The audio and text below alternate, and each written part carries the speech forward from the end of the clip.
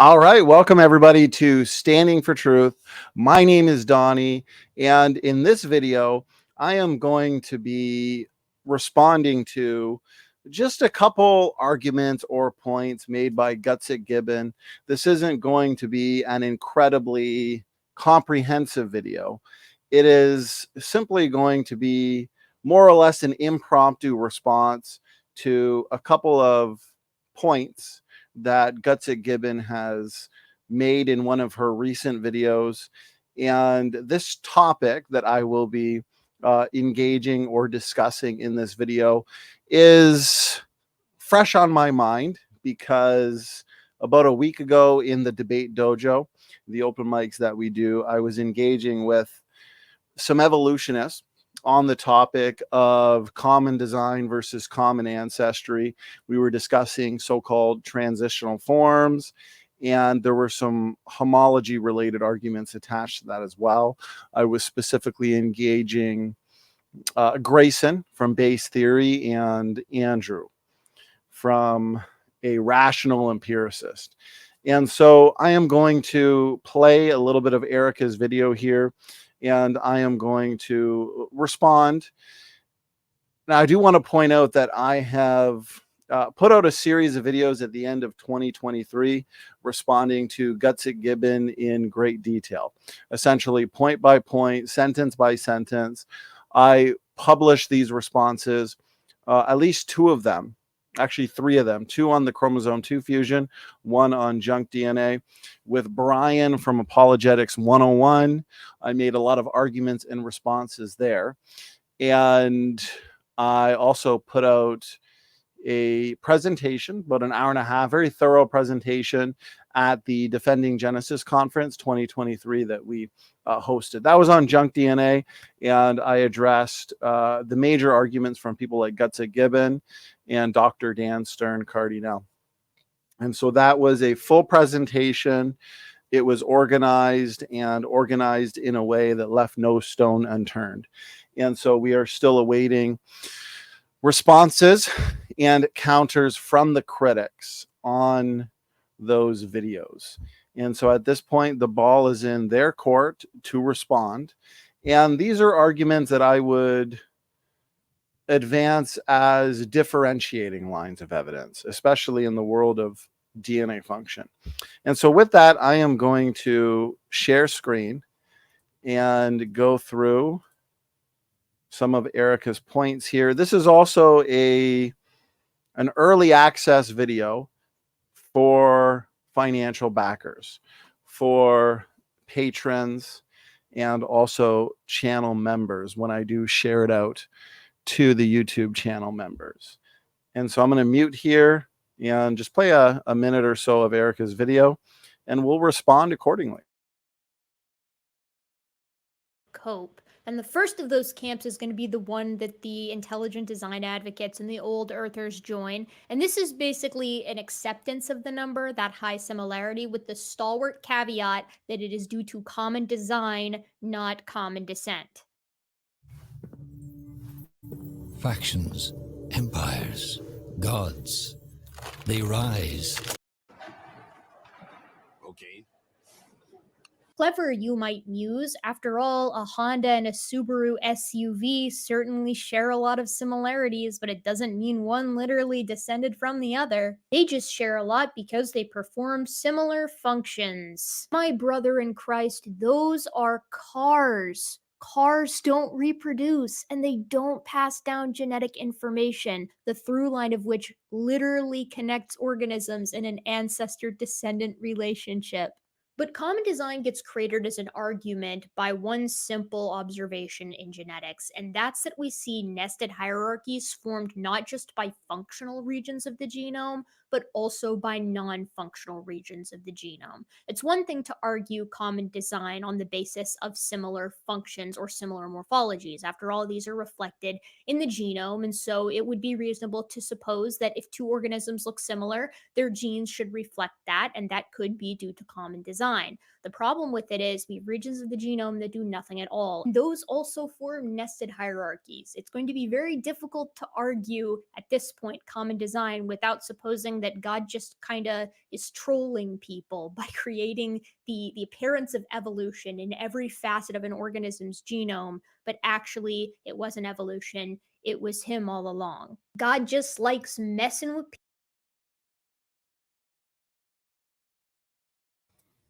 Okay, I'll go through some visuals and some slides, but the reason why I want to respond to this rather impromptu is because, well, for one, in 2024, what I am going to be doing is many of these kinds of impromptu responses to the critics. And so I've got a big list of critics that I want to respond to, including Erica here, Simon Dan. There's a couple videos he's put out that Matt and I want to respond to, and many others. And so I'm no amateur when it comes to this argument that Erica is putting. I have engaged it many times in formal debates and also open mic discussions and debates and challenges all throughout 2023. And we had one specific open mic where we had Dr. Dan Stern Cardinal join us. And it was great to have him. It was a very technical back and forth discussion. And we engaged the topic of nested hierarchical patterns and which model, the creation model, which would be the separate ancestry model, or the evolutionary model, which would be the theory of common descent, universal common ancestry. Which model can best explain the existence of nested hierarchical patterns in both constrained and unconstrained sequences? I've also responded to this specific argument that Erica is putting forth directly to Erica in one of the videos that I've put out over the last several months. And her argument is basically, well, there are nested hierarchical patterns found in functional regions of the genome, and that would be expected, sure, if common design were the case. But we shouldn't find nested hierarchical patterns, these groups within groups patterns, in non-functional regions, as she's put it. But I've pointed out, I've demonstrated many times that these areas that do form nested hierarchical patterns, including these very specific genetic markers like pseudogenes, like endogenous retroviruses, ALU sequences, so on and so forth. These are functional DNA elements. These are functional regions. I've done entire presentations going through all of the papers that support that argument. And so Erica has a false premise or a false assumption that these areas are indeed non-functional evolutionary leftovers or junk, when in fact it's been demonstrated that this is not the case. And so I am going to address the straw man, the major straw man that I believe Erica has here. And so to do so, I do want to go over some visuals.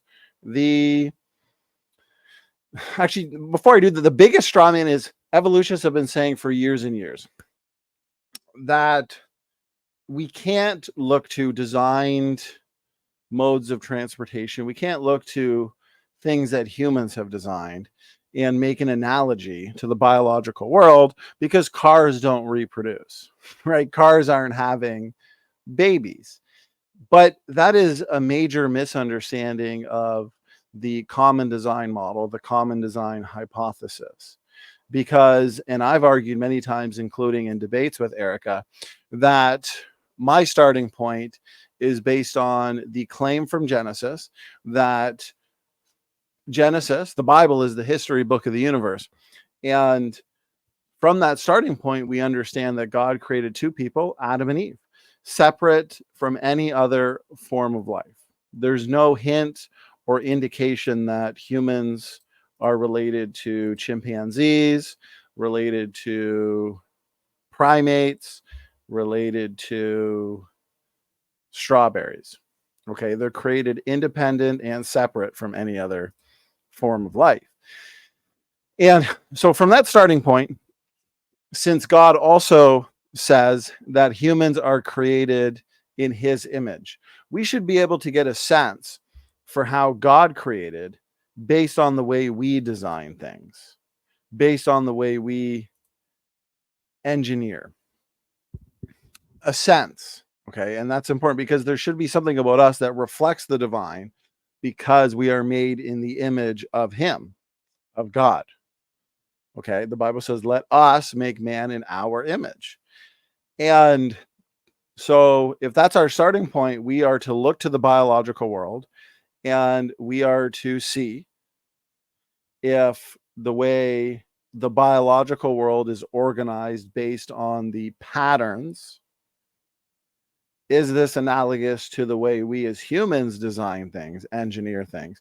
And it turns out, it's not a coincidence, that humans design in homologous patterns, humans design in nested hierarchical patterns, humans design interesting transitional like vehicles that we're going to get into. So it's not necessarily about reproduction versus non-reproduction.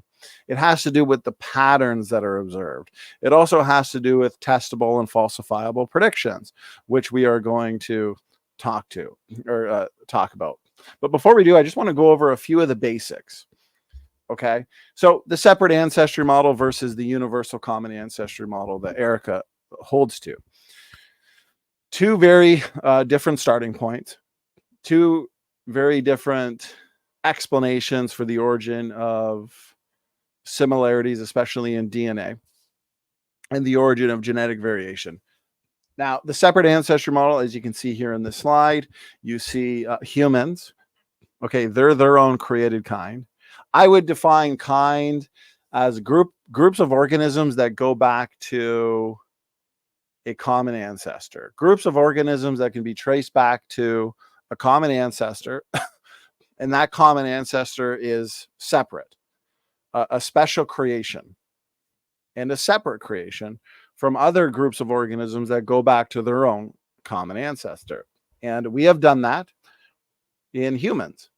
As humans go back to their own created kind, their own common ancestors, Adam and Eve.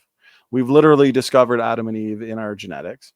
And humans, based on many lines of evidence from genetics, are separate from your great ape. See, evolutionary taxonomists, Erica would consider humans an ape, okay, a human ape. And they would consider chimpanzees, orangutans, gorillas, gibbons, okay? They would consider them primates. But specifically, what we see here, at least in terms of chimps, gorillas, orangutans, great apes. But they would consider them non-human great apes. And so this all comes down to classification systematics, right? Kingdom, phylum, class, order, family. So the great ape family. Then you have genus, species. So Homo sapiens, Homo neanderthalensis, Homo denisovans, Homo floresiensis. And so they would put us in the great ape family. But that doesn't mean that we're related to the great ape, simply because they've, based on many similarities, many different traits, they place us as a great ape in the same way that they would place us as a mammal or a vertebrate. Okay. And so, as you can see here, humans being separate from any other form of life, and that includes chimpanzees, that includes banana plants. This is the universal common ancestry model. All forms of life go back to a single common ancestor in the very distant past, not the not so distant past like creationists would say. And so you got grasses, bananas, yeast, mushrooms, mollusks, humans, chimpanzees, whales, all related. Green algae. So according to the universal common ancestry model, humans and green algae share a common ancestor. And we go back, all life, including plants and animals, sponges, lizards, snakes, all go back to a common ancestor. So all life is related. You can see here the universal tree of life. This is a more sophisticated tree of life, a phylogenetic tree of life that shows everything related through common ancestry. Reptiles, birds, mammals, fish. Okay, all eukaryotes related, pine trees and whales, going back to a common ancestor billions of years ago. So the question is all life related through common ancestry, or do separate ancestries exist? Those models make two very different predictions in many ways.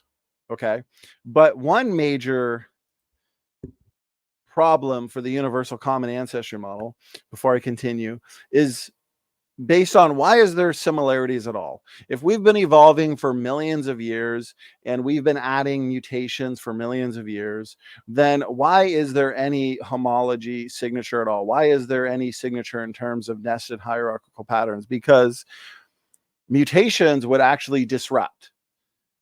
Mutations would largely mess up that signature, whether it's nested hierarchies or homology.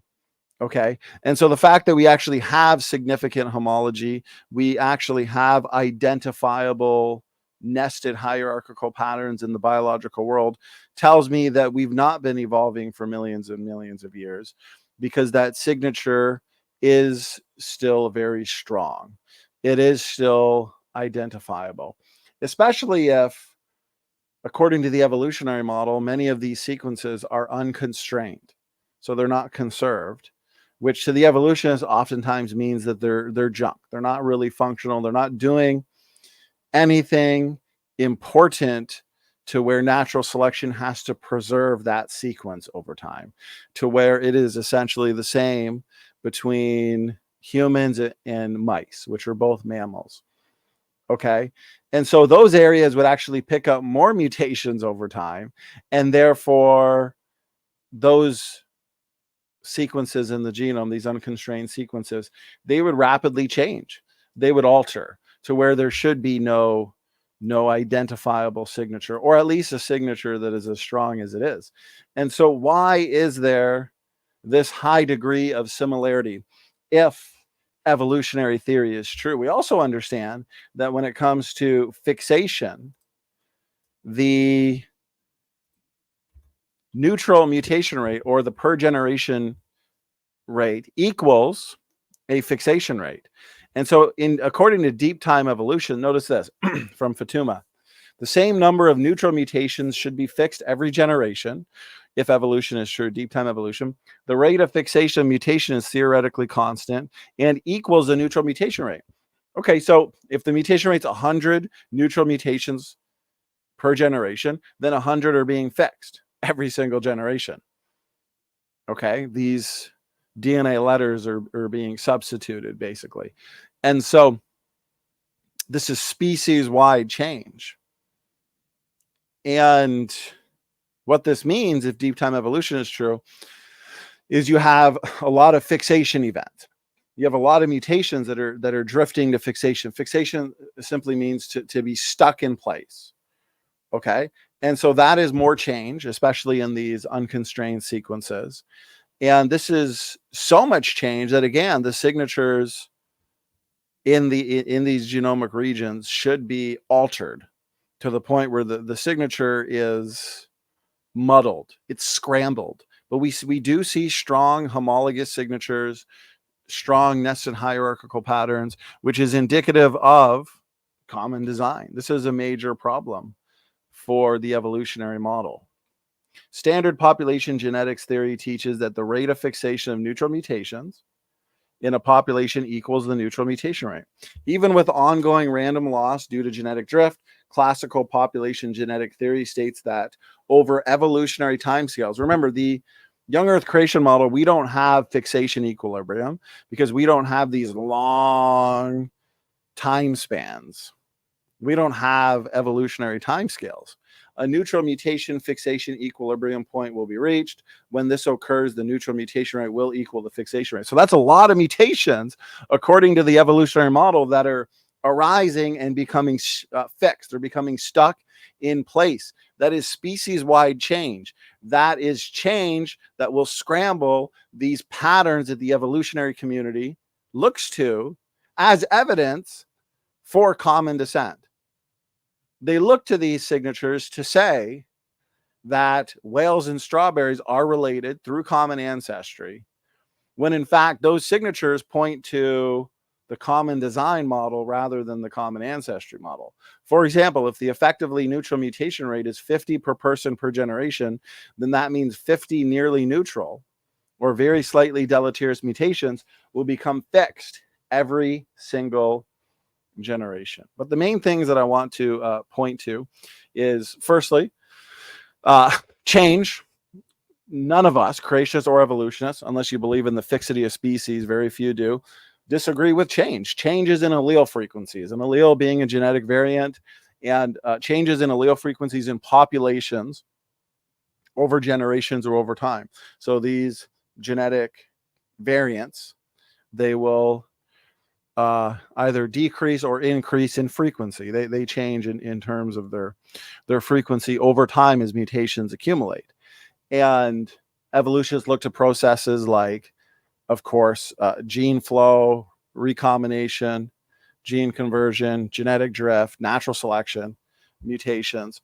Okay, but what is the direction of change when it comes to changes in allele frequencies in populations over time? Well, the change is not vertical like the evolutionists require. It is horizontal.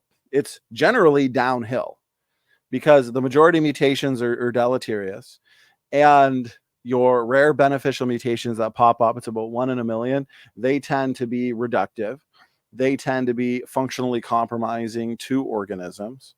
And typically when we observe at the genotype, you got genotype, the genetic content of an organism, and the phenotype, physical characteristics. But when you examine these changes, these speciation events on a genotypic level, typically what you find is it's also reductive. It is due to a shift in more allelic variability to less allelic variability. It is a shift in heterozygosity, which is a state of DNA diversity, more levels of DNA diversity, to homozygosity, which is a state of no DNA diversity. It basically goes back to basic genetics, right? Alleles, where you've got capital A, lowercase a, capital B, lowercase b. At that genetic loci, which is a location on a gene, if at that location you're capital A, lowercase a, capital B, lowercase b, you are what? Genetically heterozygous. If you're capital A, capital A, capital B, you're genetically homogeneous. And so what we're seeing in terms of these speciation events are at a genetic level, we are seeing change. These organisms are changing, but it is due to a reduction in allelic variability, a reduction or a shift towards more levels of homozygosity. And so the change is in line with creationist expectations and not evolutionary expectations. And so to further address what Erica is saying, it is a straw man to say, well, cars don't reproduce. Again, here's the thing. We see homologous patterns in the biological world. Okay, you can see down here homologous structures in the human arm, cat, whale. We see homologous patterns in genetics. But the question is, why is there homology? Because remember, there are many lines of evidence in any debate that are agnostic to the overall debate. There's a lot of overlap in the creation versus evolution controversy, where both models can explain the data. It would be like me saying, you know what, Erica, creation is true because the sky is blue. Well, Erica would say, well, that's ridiculous, Donny, because I can also explain why the sky is blue from an evolutionary starting point. And that's true. That's true. That observation is overall agnostic to the debate. And I would argue so is homology, because the evolutionists would argue homology as a result of common descent. These similar structures and similar genetic sequences have been inherited from past common ancestors. And the creationists would argue that it is due to common design. Human engineers build in homologous patterns, and so why shouldn't God? But when it comes to reproduction, well, firstly, if you add reproduction to the equation, you're adding more sophistication, you're adding more complexity, and therefore more of a problem for evolutionary theory and common descent, not less of a problem. Okay, but we are just in the infancy of recognizing design. We as human engineers, we as humans in general, we are in the infancy of recognizing design. And we are recognizing design in the biological world. That's why there's a field called biomimicry. I discussed it with Dr. Frank Turek here, where scientists can look to the biological world and then design things like jets and other sophisticated systems reflecting a specific biological organism. Okay. And we're seeing this in modes of transportation today, whether you look at Volkswagen, Honda, Toyota, whether you look at Chrysler's, Ford, GM, you pick your manufacturer, and they're designing their vehicles now with built-in or front-loaded safety systems, where if you're driving on the highway, you start to move off lane. Okay. The built-in system will put you back in lane control. Or if you're backing up too close to another vehicle or too close to anything, you have a backup camera that's built in, and it'll beep. It'll warn you. And so there's all these built-in mechanisms that human engineers are front-loading into vehicles. And guess what?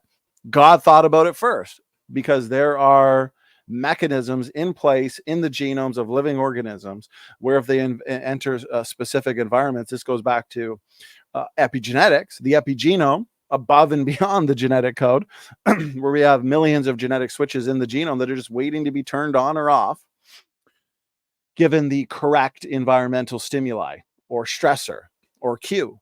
Okay, so these are built-in mechanisms that are there to help organisms adapt. And so we are recognizing these mechanisms, this complexity in the biological world. And as a result, we are implementing these types of systems in modes of transportation, for example, just to name one. And we can even look at computer systems as well. And so the point is, we're in the infancy of recognizing design. Imagine thousands of years down the road, we could actually design vehicles. So imagine you have a manufacturer, let's say Volkswagen, and they design 5 different vehicles, an SUV, a sedan, a sports car, you name it. And from that basic design, they have designed in a way where those vehicles can now replicate.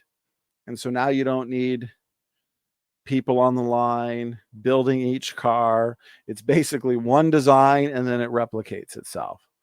Yeah, that would be humans advancing technologically to the point where when we look at the biological world, organisms created by God have the ability to reproduce, to pass on their genes, to pass on their genetics. That's amazing complexity there. We are not at that point, and we will never be at that point. God is infinite. He's an infinite creator. It more so has to do with mind. Okay, we're created in the image of God, and so we should be able to get a sense for how God designed based on the way we designed, because we design with our mind. We come up with ideas, and we take those ideas and we put them on paper, and then from paper we put them into reality in the sense that we build and design. And God, being the greatest mind, God being the most powerful being, he has designed in a way that we as humans with minds have designed in a similar fashion. And so whether you look at cars from North America or Europe, cars are built in a very similar fashion. 4 tires, windshields, they're built with a spare tire, right? That's forward thinking. That would be redundant according to the evolutionists. Cars are typically built from a certain height from the ground, steering wheels, all types of steering wheels, and then variation too. If you were to go to Britain or Australia, I believe, you'd be driving on the opposite side. Why is the steering wheel on the opposite side? Okay, so there's variation in design in the same way that there's variation in the biological world. You find variation in the types of engines. You can get a diesel engine, a regular engine. You can get an SUV that's an all-wheel drive, a front-wheel drive, a rear-wheel drive, okay, a 4-wheel drive. And so you get variations in these designs, and we see this in the biological world. And so Do Volkswagens, Hondas, Toyotas, and Fords, do they all share these features in common, like 4 tires, windshields, because they inherited these features from a sedan ancestor in the Arctic? No, it's because it's good design. And human engineers are building this way, not on purpose. They're not trying to help the creationists. So in a way, it's by accident that they're helping the creationists. For this model to be falsified is we would have had to not see the design world reflecting the biological world. And so now we have hard to classify vehicles, because your evolutionists, they want to look to these interesting mosaics in the fossil record. Tiktaalik, right? The famous fishapod, or the mammal-like reptiles, your therapsids, synapsids, or Archaeopteryx. Remember, the evolutionary story goes what? Fish, amphibians, reptiles, mammals. And so they expect to find creatures that blend the features of these different categories. And so again, fish, amphibians, reptiles, mammals. And so they would expect to find in the fossil record a creature right in between, let's say, reptiles and mammals. And so they find these mammal-like reptiles, which do seem to blend the features of both those categories. And so they argue that this is evidence for evolution, and the creationist model cannot explain it. But this is a ridiculous argument, because again, it goes back to, and it doesn't have to do with reproduction. Erica, and I do appreciate the engagement and you giving me some points to consider and some arguments to counter. Okay. It has to do with recognizing design. Again, we are in the infancy of understanding and recognizing design, and we're definitely in the infancy of designing in the same way or manner or to the level of sophistication that God, the ultimate creator, can design. It has to do with a mind. It is said that we are created in the image of God, and so when we design, is it a reflection of the way God is designing? And the answer is yes. And so it's never going to be a perfect analogy, because again, God has designed the biological world to be able to pass on its genes, their traits, their genetics to progeny. Okay. And to adapt. We have not reached that point. And so in the design world, we have hard to classify vehicles. For example, we have a Dodge Journey here, Jeep Gladiator, Ford Flex. These vehicles resist classification in the same way that it's hard to classify the platypus, Tiktaalik, synapsids, therapsids, Archaeopteryx. It is difficult to design, or it is difficult to categorize these vehicles. But these are a category of vehicles that truly exist.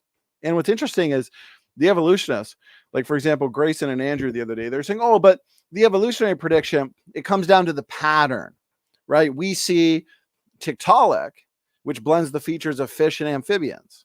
Well, what do they expect in the fossil record? Fish, amphibians, reptiles. And so they believe they've got that transition right in between fish and amphibians. But what's interesting is after they made that discovery, they found years later, approximately 20 million years, according to the evolutionary timescale, tetrapod foot tracks in Poland that predate clearly Tiktaalik by about 20 million years. And so what we actually see is overlap of these interesting mosaics, where we have Tiktaalik, which is an interesting mosaic, but living at the same time, coexisting, overlapping with amphibians and with fish, with true tetrapods. And this is what the creationists would expect, is overlap in this biological world that has amazing biodiversity, especially in the pre-flood world. That would be closer to creation. And so it's the same thing with the design world. If you were to go to a car lot, you would see SUVs in one spot. So if someone wants an SUV, they can go to the SUV section, and then vans in another spot. And so if someone has a family and they got a growing family and they want a van instead of an SUV or a car, then they would go to the van section. But then there's also a section right in between the SUV section and the van section called crossover SUVs. A crossover SUV, as you can see here on the slide, literally blends the features of a van, of an SUV. And a van and an SUV share a lot more, have a lot more in common than a van and a sedan, or an SUV and a hatchback, or an SUV and a boat. Okay, and so these are two very similar designs that have come together as a crossover SUV that blends those features, and it's because it's good design, it meets people's needs. People love crossover SUVs, but it is designed that way for a purpose.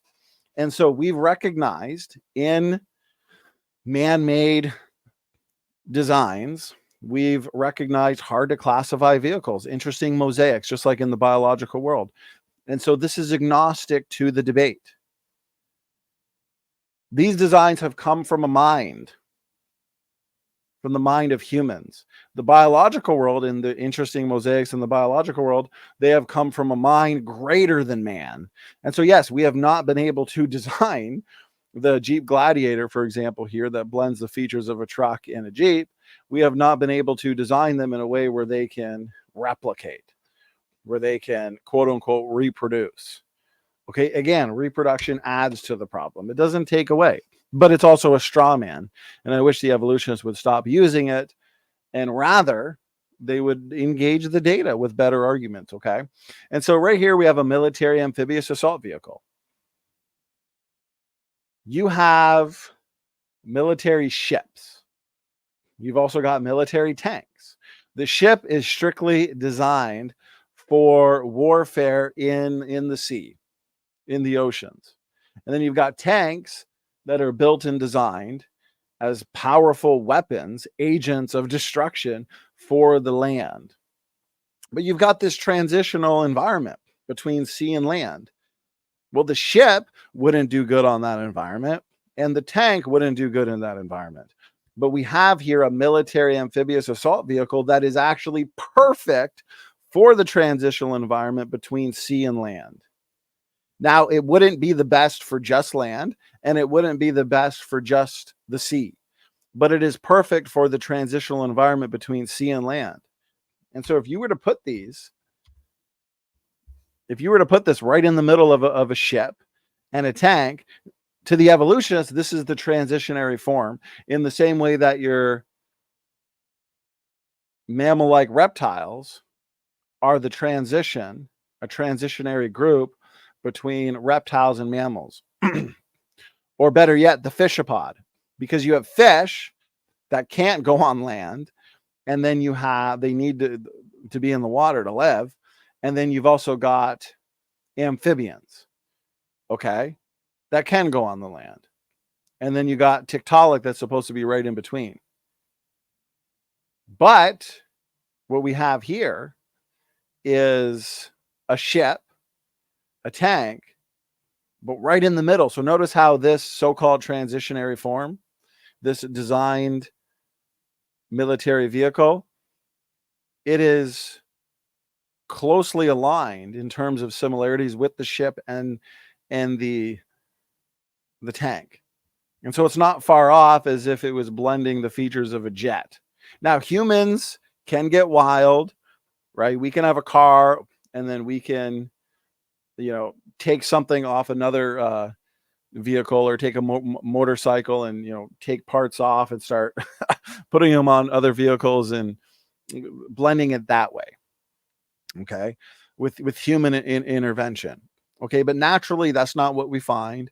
We don't find that in the biological world, because when God created the original archetypes, by necessity, the ripple effect of that would be homologous patterns, would be nested hierarchical patterns, because there would be similarities right at the start. Notice this: we've got a unicycle, a bicycle, and a four-wheeler. Evolutionary logic would be, well, there must be a three-wheeler out there, and then we find the three-wheeler, and oh, this must be the transitionary form, when in fact it's not, because all four of these things are designed for a purpose, and they're good at what they do. And so nested hierarchies, homology, they're overall agnostic to the creation versus evolution debate. But once you start digging deeper into homology, into nested hierarchies, you realize that it's not so agnostic. It can actually go from agnostic to differentiating, because you've got the problem that the evolutionists have, in my opinion, failed to answer. Why is there such strong signatures in terms of homology and nested hierarchies if we've been accumulating mutations for millions of years, which as a result would be scrambling up those signatures? Okay. And so you'll notice here, nested hierarchies, right? Humans share more with primates. Evolutionists would consider a human a primate. Then let's say a human and an old world monkey would share with a whale, or an invertebrate like a bee, an insect.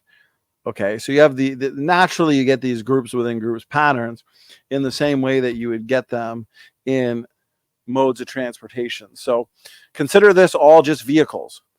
Okay, all one big category vehicles. And within that category of vehicles, you'll notice how sedans all share a lot with themselves. But if you bring in SUVs and trucks, all land-based vehicles, but the sedan and the SUV are going to share more with each other than they will with the truck. Okay, they'll share more with each other than they would with a semi-tractor trailer.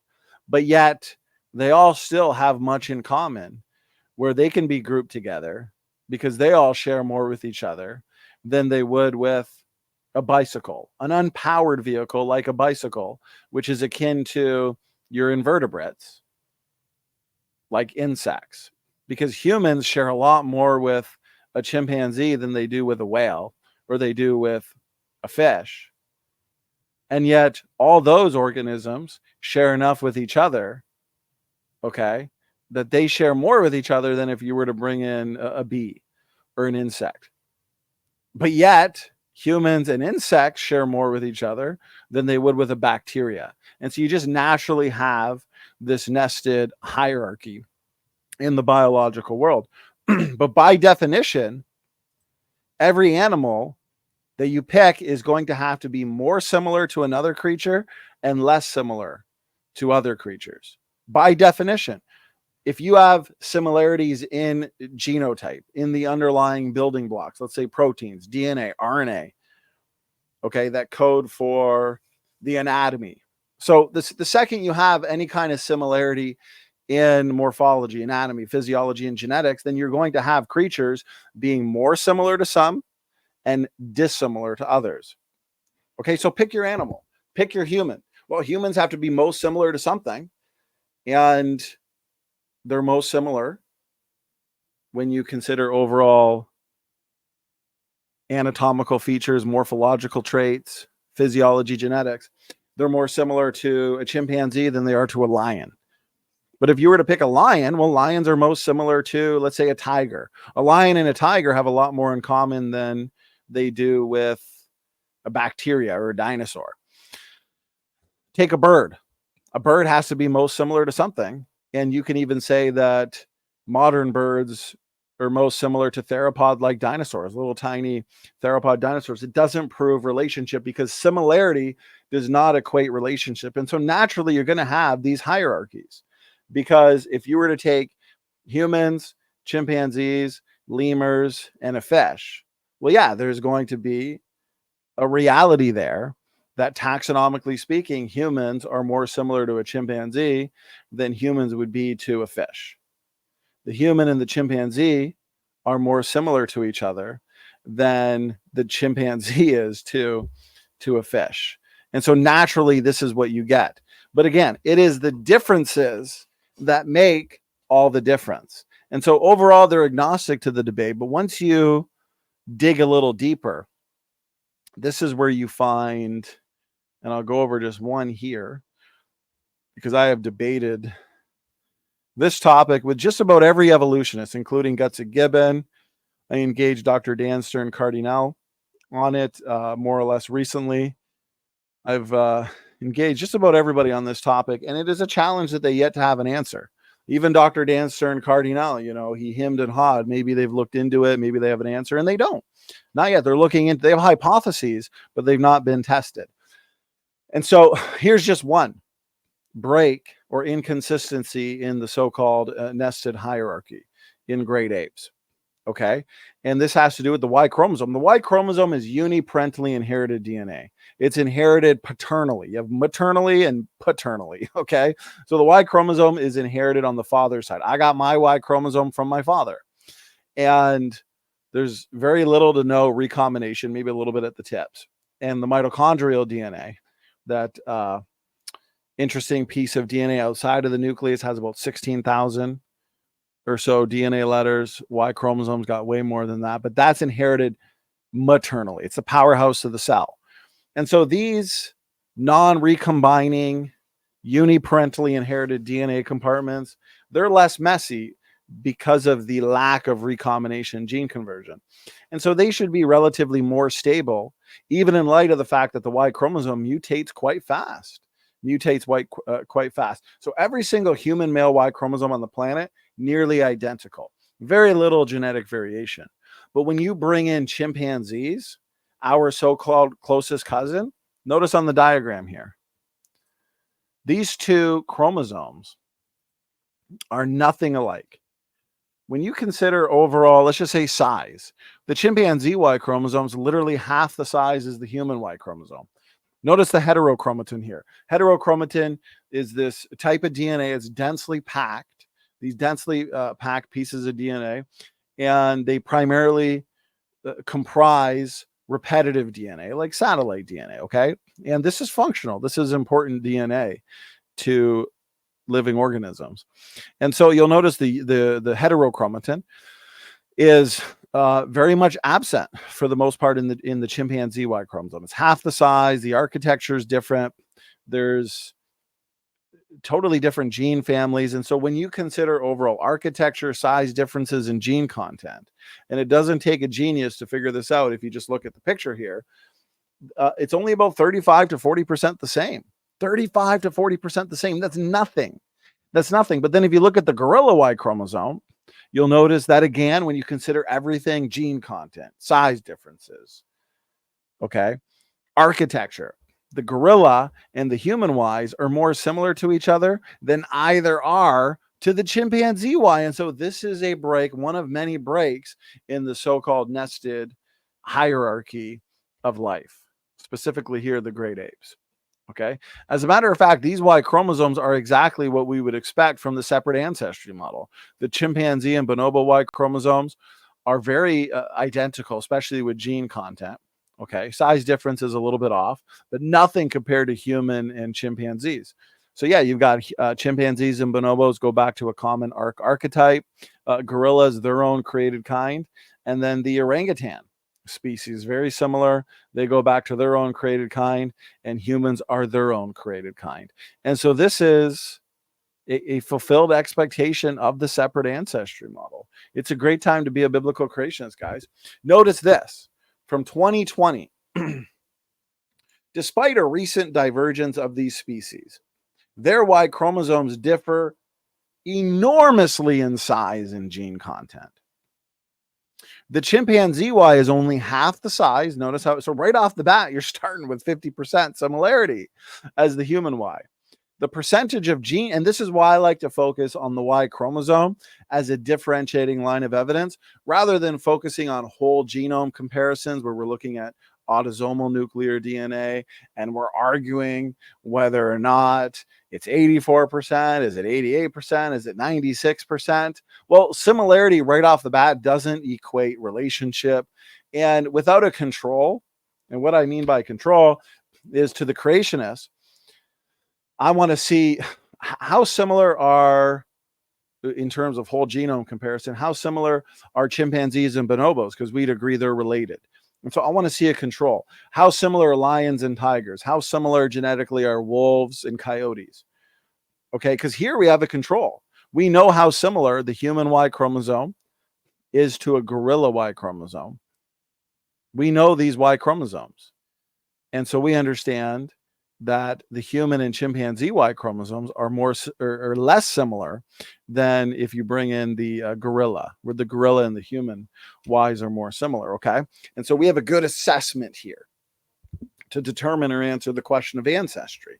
The percentage of gene families shared by these two chromosomes that split about 6 million years ago is similar to that shared by human and chicken autosomes that split 310 millions of years ago. Autosomal DNA, it's biparentally inherited DNA. Okay, there's a recombination where the chromosomes every generation they line up, they exchange genetic content. This is where you get novel chromosomal combinations every generation. Okay, and so it's not the same as uniparentally inherited DNA, but they are making the point that wow, this is what we would expect in autosomal DNA between humans and chickens. And so this is a puzzle. It's not yet been answered. It's a challenge that has not yet been engaged sufficiently by the evolutionary community. And so they point out in this excerpt, the human Y is more similar to the gorilla Y than to the chimpanzee Y. And I've done a whole presentations on this. I did one recently responding to Aaron Ra. He's dodge, duck, dip, dive, and dodge, the 5 Ds of Aaron Ra. So he hasn't engaged these stronger points supporting the separate ancestry model. Your most informed critics, I would say, would be your Gutsick Gibbons, your Dr. Dan Stern Cardinal. That's why I enjoy engaging with their points. Okay. But I strongly feel that not even the most informed of critics, these evolutionists, have sufficiently engaged or responded to these challenges, these differentiating lines of evidence. Okay. And so they're going to need more than just asserting, well, sperm competition, faster rates of gene conversion, faster mutation rates. No, we need a mathematical model. I want to see how a sequence can change that rapidly, including wholesale rearrangement of significant parts, loss of entire gene families, alteration of its architecture. So here's 2020. This is the best they have so far. Okay, so they have a hypothesis, they have an idea, it's not tested. They call it sperm competition. Eric has employed this argument before. And so they point out at the bottom, notice how I highlighted it in orange. But this hypothesis, they do think it's consistent with their findings, yet no mathematical model, no sophisticated breakdown of how these chromosomes can change that drastically in 6 million years. They admit this needs to be evaluated. This needs to be evaluated in subsequent studies. So if you see these YouTube evolutionists claim that this has been answered, then I want to see the technical paper. I want to see them publish a paper, because no, it hasn't been answered. It's not science. This is a powerful testimony to the separate ancestry model. Why are the Y chromosomes so different? So drastically different, enormously different? It's because chimpanzees and humans are simply not related. And I could go through a number of other lines of evidence. We could talk about orphan genes, no consistent hierarchy there.